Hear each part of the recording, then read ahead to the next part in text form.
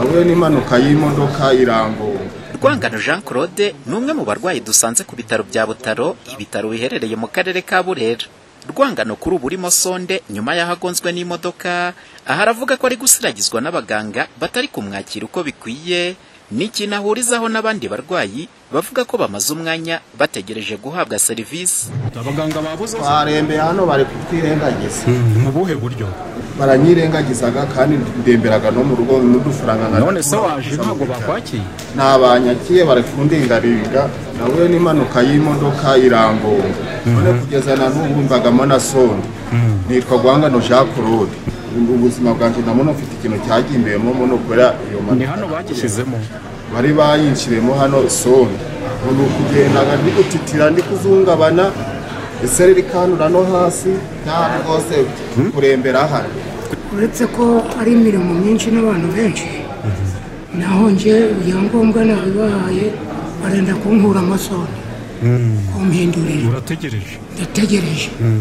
Ikibazo cy'abaganga bake ari nayo ntandaro yo gutanga serivisi mbi muri ibi bitaro, ni ikibazo n'ubuyobozi bw'ibitaro bya Butaro budatinya kuvuga ko gihangayikishije. Radio na televiziyo Flash ubwo twari mu muhango wo gutaha inyubako nshya muri ibi bitaro, mu gucana ibyuma bifata amajwi n'amashusho bya radio na televiziyo Flash, tugasanga umuyobozi w'ibitaro amaze kugeza ijambo ku bitabiriye iki gikorwa. Uwamusemuriye nyuma tukimara gucana ibyuma bifata amajwi n'amashusho, yagaragaje ko ikibazo cy'abaganga basezera ibi bitaro bya Butaro bakajya gukorera ahandi gihangayikishije. Yongera arasa ku kibazo cy'ingutu kijyanye n'abaganga bakomeze kugenda basezera ibitaro bajya gukorera ahandi. Byumvikana ko hakeneye kugira ibikorwa kugira ngo ibitaro bikomeze kwaguka, serivisi ziyongere, harimo no kuba n'abakozi nabo bagira uburyo bitabwaho kugira ngo bakomeze bakorere hamwe.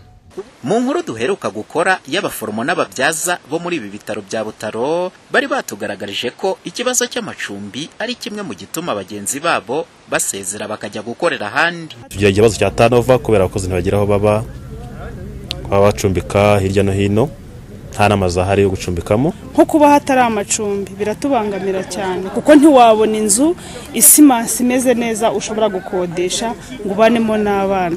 Ikindi nanone kuba hatari amashuri biratubangamira, kuko iyo umaze kugira umwana byanze bikunze uba ugomba kujya gushaka inzu Musanze kugira ngo umwana wawe abashe kubona aho yiga bimworoheye. Ku ruhande rwa Minisiteri y'Ubuzima, Dr Sabin Nsanzimana uyobora iyi minisiteri avuga ko ikibazo cy'abaganga bakizi kandi hari ikiri kugikorwa. Ikibazo cy'abaganga muri make ni ikibazo tuzi kandi turi gukoraho cyane, haba kugira umubare uhagije. Uvuga abaganga buriya barimo ibyiciro byinshi, hari inzobere, hari ariko n'ababafasha. Muri rusange ngo kwegereza ibikorwa remezo mu murenge wa Butaro ari nawo barizwamo ibi bitaro, ngo ni kimwe mu kizakemura iki kibazo ndetse n'ibindi bigishamikiyeho. Umuhoza Honore, Flash TV, mu murenge wa Butaro ho mu karere ka Burera mu majyaruguru y'u Rwanda.